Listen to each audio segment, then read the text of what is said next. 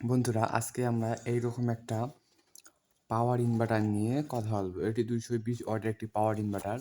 এটি কি কি কাজ করতে পারে মূলত, এটা দিয়ে আমরা কি কি চালাতে পারবো এবং এটা কীভাবে চালাতে হয় আজকের এই ভিডিওতে আপনারা দেখতে পারবেন। এবার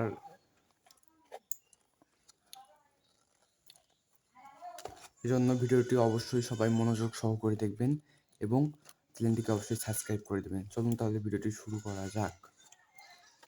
আমরা এটাকে প্রথমে একটা কাটারের মাধ্যমে টেপ লেগে আছে, টেপটাকে কেটে নেব। কেটে নেওয়ার পর দেখেন আমাদের সামনে আমাদের মূল ইনভার্টারটা চলে আসছে।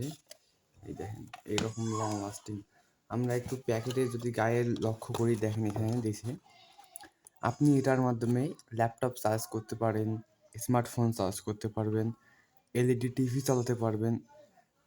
তারপরে এই যে দেওয়া আছে ডিজিটাল প্রোডাক্ট, আপনি ক্যামেরা ইউজ করতে পারবেন, চার্জ করতে পারবেন, ফ্যানের এটা দিয়ে আপনি ব্যবহার করতে পারবেন। আর আমরা যদি সাইডে দেখি, এটা আমাদের 220 ওয়াট পাওয়ার প্রোভাইড করবে এবং এটা আউটপুট হবে না, ইনপুট হবে আমাদের 12 ভোল্ট। একটা আউটপুট আমরা পাবো 50, আউটপুট আমরা পাবো মানে আউটপুট পাবো 220 ওয়াট পাবো না, কিন্তু 70 ওয়াট আউটপুট পাবো। এসি 220 ভোল্ট 70 ওয়াট আউটপুট এইটার মাধ্যমে পাবো। আর এই যে এইটা আছে না, এইটা দিয়ে আপনার সবচেয়ে বেশি যে কাজটা করা যাবে সেটা হচ্ছে আপনার মোবাইল চার্জার। এটা আপনার এখানে আপনি মোবাইল চার্জ দিতে পারবেন অনেক সহজেই। এই জন্য আপনাকে এটা অন করার জন্য আপনাকে এইরকম একটা লিথিয়াম আয়রন ব্যাটারি ইউজ করতে হবে। এটা আমি আমার ভিডিও ডেসক্রিপশনে দিয়ে দেবো এটা কীভাবে তৈরি করতে হয়। অলরেডি আমার চ্যানেলে এটার ভিডিও করা আছে, আপনারা দেখে আসবেন। চলুন তাহলে আমরা এটার পরীক্ষা করি একটু। প্রথমে আপনারা দেখেন এখানে প্লাস ও মাইনাস নামে একটা কানেকশন দেওয়া আছে। এখানে আপনি ব্যাটারি প্লাস মাইনাসের সাথে কানেক্ট করে দেবেন।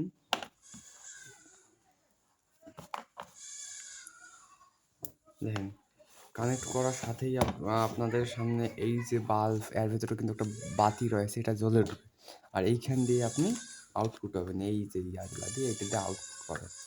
এখন আমরা আউটপুটটা কীভাবে চেক করব, আপনারা একটা এইরকম আপনারা যেটা বাল্ব ইউজ করতে পারেন। আমার কাছে এখন বাল্ব নেই। এইরকম যে চার্জারগুলো, অ্যাডাপ্টারগুলো, এই অ্যাডাপ্টারগুলো আমরা এখানে চেক করব। দেখেন ইজিলি কিন্তু এটা জ্বলছে। তার মানে এটা দিয়েও আমার পাওয়ার সাপ্লাই এটা 24 ভোল্ট প্রোভাইড করতে পারছে। আমরা যদি এর কানেক্টরটা চেক করে দেখি, একটু কানেক্টরটা আপনাদের যদি বিশ্বাস না হয়, কানেক্টরটা একটু চেক করি আমরা এইটার মাধ্যমে। দেখেন ওখানে যেটা ভোল্ট হবে এখানেও কিন্তু সেই ডিসি ভোল্টে বের হতাছে আমাদের।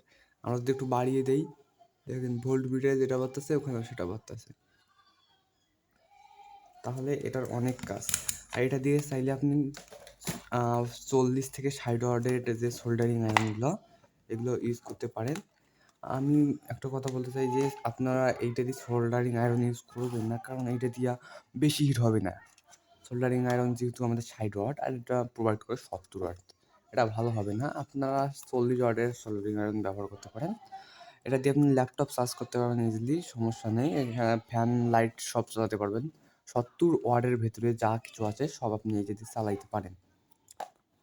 আর এটার দাম বেশি না, কিন্তু আমার কাছে রাখছিল হয়তো আমার দামটা মনে নেই, অনেকদিন আগে কিনেছি 420 টাকার মতো। আপনারা যদি এটা কিনতে চান, ডেসক্রিপশনে এটার লিঙ্ক দেওয়া থাকবে, ওইখান থেকে আপনি কিনে নেবেন।